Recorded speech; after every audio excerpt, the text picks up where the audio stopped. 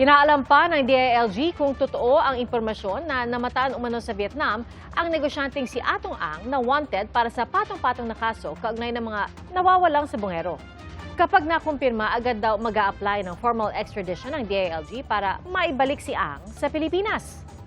Saksi, si John Consulta.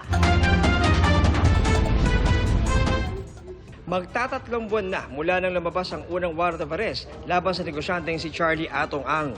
Ipinaaresto siya ng korte sa Santa Cruz, Laguna dahil sa mga kasong kidnapping with homicide at kidnapping and serious illegal detention kaugnay sa 19 na sabongerong hindi na makita matapos magsabong sa kanyang sabungan sa Laguna. May hiwalay ring arrest warrant na inilabas ang korte sa Lipa at San Pablo.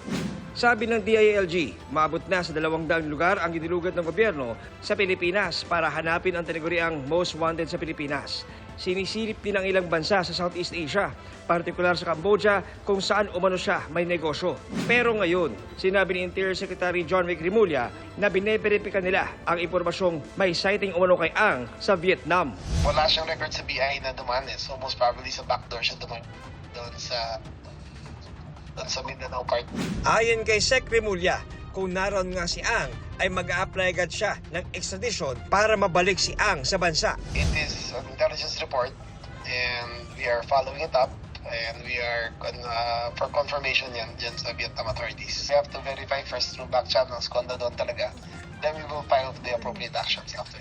Umaasa naman ang kalihim sa pakikipagtulungan ng Vietnam. Mahirap doon kasi communist ang government doon so very strict sila sa law and order.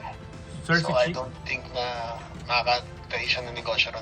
Hinihintay pa raw ng DILG ang paglabas ng Interpol Red Notice laban kay Ang na may patong sa ulo na 20 milyong piso. Pagtiyak naman ng NBI, sinisilip nila ang impormasyon. Anything is possible right now. Sabi ko naman palagi, yung borders ng Pilipinas madaling pasukan at labasan. If there's a lead, then titingnan natin. Tuloy-tuloy pa rin naman yung follow-up. I created a team to monitor at matrace kung nasan talaga siya. John Consulta, ang inyong saksi.